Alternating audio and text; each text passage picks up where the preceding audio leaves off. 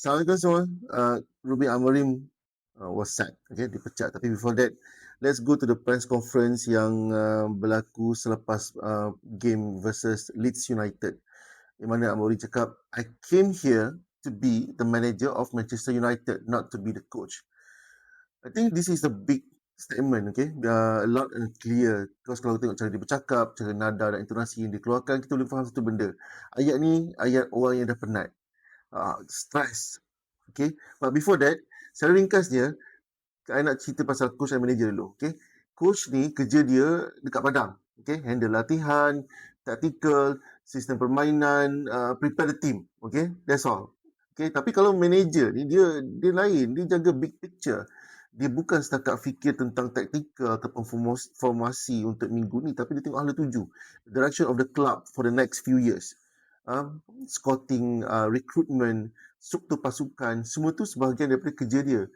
Dan inilah yang Amorim nak bila dia datang ke MU. Tapi realitinya, kita tengok sendiri apa yang terjadi. Okay? Amorim cuma mampu bertahan 14 bulan.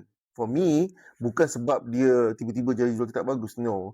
It looks like more to the struktur dan juga perjanjian yang tak align.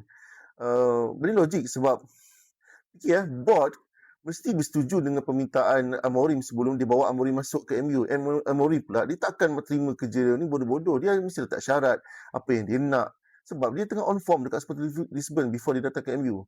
So, bila tengok cara dia bercakap, nada suara dia, bahasa badan dia, I think semua boleh tahu apa yang berlaku behind the scene.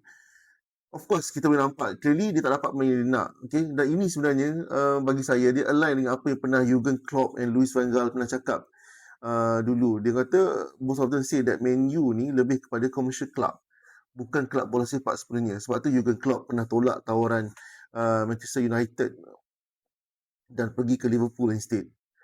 Memanglah kalau nak datang ke MU ni, gaji besar, and of course fan base pun masih lagi besar. Nama MU pun masih lagi besar. Tapi dari segi bola sepak, it looks like United nampaknya dah bukan destinasi impian for high profile manager macam dulu. Kelab ni dia chew the managers up and spit them out. Sebab tu kita boleh nampak jurang kualiti dengan Man City, dengan Arsenal, dengan Liverpool. I think a bit jauh.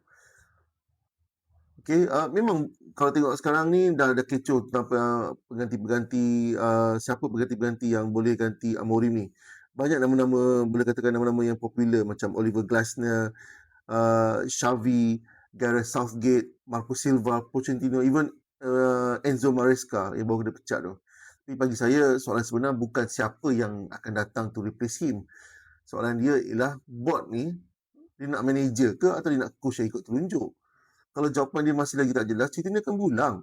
Restart the process again and again. Right?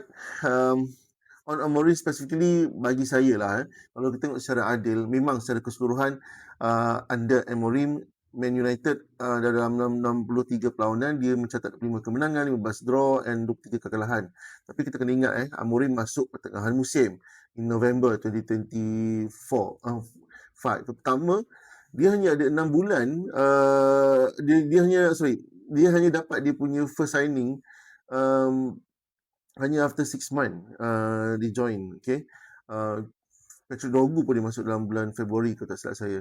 And musim ni pula, walaupun dia tak dapat sebenarnya pemain dia nak masa transfer window hari tu, I think United buat dia tempat yang ke-6 as at today. Beza dengan top 4 pun tak jauh.